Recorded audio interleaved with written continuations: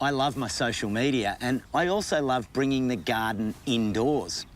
Combine that with stylish photography and you've got all the ingredients for a great story. Here's Josh.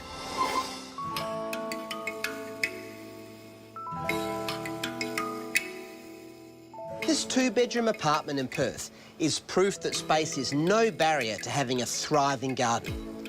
And it's where Scott Kane has turned his passion for plants into a social media hit. How's it looking? Yeah, it's looking good. I'm just composing the image, making sure that everything's square, and there's just a plant that's looking a bit dead in there. Can you grab that begonia? It's collapsed. Yeah, it's collapsed. I repotted it yesterday and it didn't like it. Not happy? Doesn't look good in the shot, so... Shall we... Oh, yeah, that agave would be good. Agave back in there, about the same That's good. size? Perfect. How's that? Yeah, that looks good. Okay? Yeah, very good. Great. Now I'm just composing the shot, making sure that everything's square. I've chosen this spot because of the big plant in the centre is a big hero plant. So what is it that you're looking for other than the lines and a hero? Is it texture? Is it colour contrast? Yeah, I really like a real combination. So I like seeing lots of different types of plants together.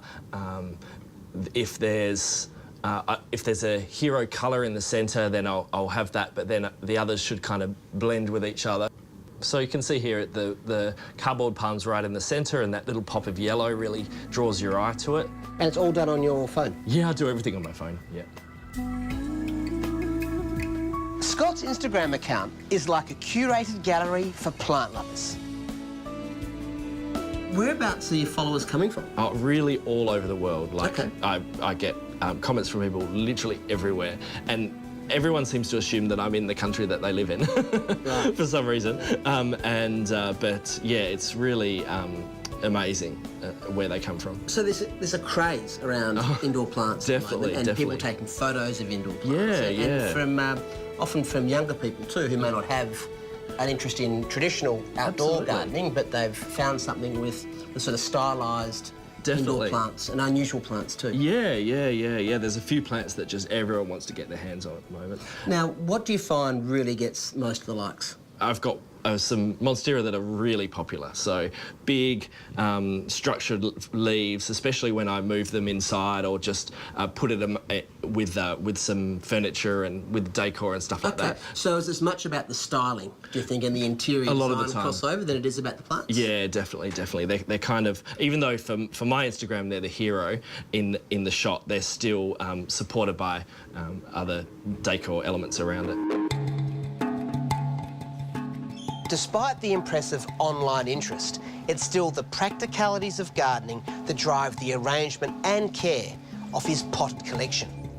You've created an amazing space here, Scott. Thanks. How did you go about laying your collection out? Well, a big part of it was about privacy. So as you can see right over to my neighbour's balcony here. So I wanted to put up lots of plants, and hanging pots seemed the perfect option. It's very effective screening. Yeah, and it looks nice too. And how about microclimate? So this is the northern edge here, and it's obviously more exposed and hot, and it's quite sort of dark and cooler towards the back. Yeah. How important is that in terms of plant placement? Really important. I'm always moving plants around, and that is, I'm often monitoring plants when I've moved them to make sure they're not getting sunburnt, and yeah, moving them around all the time. And throughout the season as the light changes? Yeah, the light goes at a lower angle sometimes, so I have to make sure that the ones that I've had closer in aren't getting sunburnt, and move them from there.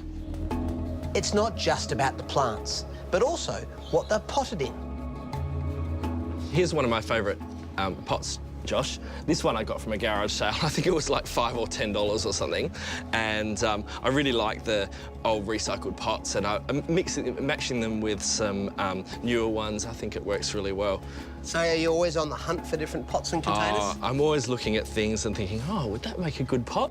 And how about favourite plants? You must have a few amongst this collection. Yeah, I do. I have a peperomia that came from my mum and was always in our family. There was always a big hanging pot full of peperomia, and so that's one of my favourites. And this desert rose is looking amazing at the moment as well. And how about any unusual plants? Oh, I have a variegated monstera that I really love as well. That one's particularly popular on Instagram at the moment, and that's one that's a favourite. And it's popular amongst collectors too, and quite hard to get. It is, it is. You really have to bid a lot of money on eBay for that ouch. one. Okay. Yeah.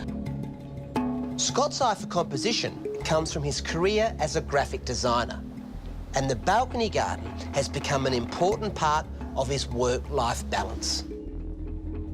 This space is used for more than just photos. It's also where you live and where you work. Absolutely. How do you use the area? Yeah, well, it's great for entertaining.